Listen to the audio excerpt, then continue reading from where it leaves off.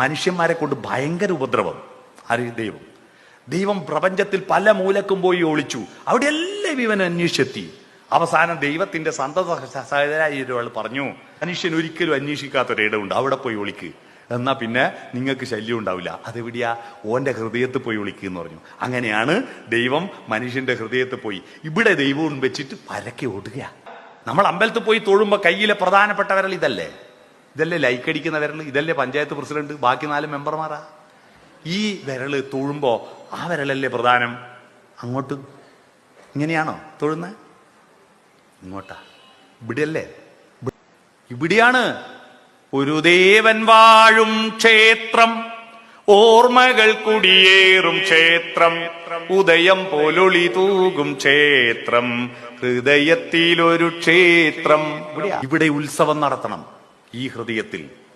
ആനകളില്ലാതെ അമ്പാരിയില്ലാതെ ആറാട്ടു നടത്താറുണ്ടിവിടെ, സ്വപ്നങ്ങൾ ആഘോഷം നടത്താറുണ്ടിവിടെ, മോഹങ്ങളും മോഹഭംഗങ്ങളും ചേർന്ന് കഥകളിയാടാറുണ്ടിവിടെ, ചിന്തകൾ മുഴുക്കാപ്പു ചാർത്താറുണ്ടിവിടെ, മുറജപമില്ലാത്ത നടപ്പന്തലില്ലാത്ത പഴയ ഗുഹാക്ഷേത്രം, മാനവ ഹൃദയം ദേവാലയം. ഈ ബോധ്യം കുട്ടികളെ പഠിപ്പിക്കുക. ഹരിവരാസനം വിശ്വമോഹനം കേട്ടിട്ടില്ലേ? ഹരിവരാസനത്തിന്റെ അർത്ഥം അറിയുന്ന ആരും കൊണ്ട് ഇവിടെ ഒന്ന് കൈപൊക്കിയ. എന്താ ഈ ഹരിവരാസനം?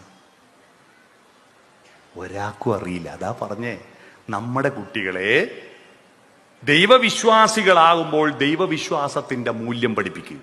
ആ മൂല്യത്തിലെത്തിയ പിന്നെ എല്ലാ മതത്തോടും എല്ലാ മനുഷ്യരോടും ഇഷ്ടാ വരിക. ഇർഹമും മൻഫിസ് സർലി ജമീ അൻ ഇർഹമുക്കും മൻഫിസ് തുവാ. അള്ളാഹുവിന്റെ പടപ്പുകളോട് കരുണ കാണിച്ചാലേ അള്ളാഹുവിന്റെ കരുണക്ക് പാത്രമാകൂ എന്നാണ് ഹദീസിൽ പറഞ്ഞേ. യജ്ഞശിഷ്ടാശിന സന്തോ മുച്യന്തേ സർവകിൽബിഷൈ ഭുഞ്ചതേ ത്വകം പാപാത് യേ പചന്ത്യാത്മകാരണാത്. മറ്റുള്ള അവനവന്റെ കലത്തിൽ അവനവന് വേണ്ടി മാത്രം ഭക്ഷണം പാചകം ചെയ്ത് കഴിക്കുന്നവൻ ഉണ്ണുന്നത് മഹാപാപത്തെയാണ്. അതുകൊണ്ട് കൊടുത്തതിന്റെ ബാക്കി തിന്നുന്നവനാണ് എല്ലാ പാപവും ഇല്ലാതാക്കുന്നതെന്ന ഭഗവത്ഗീത.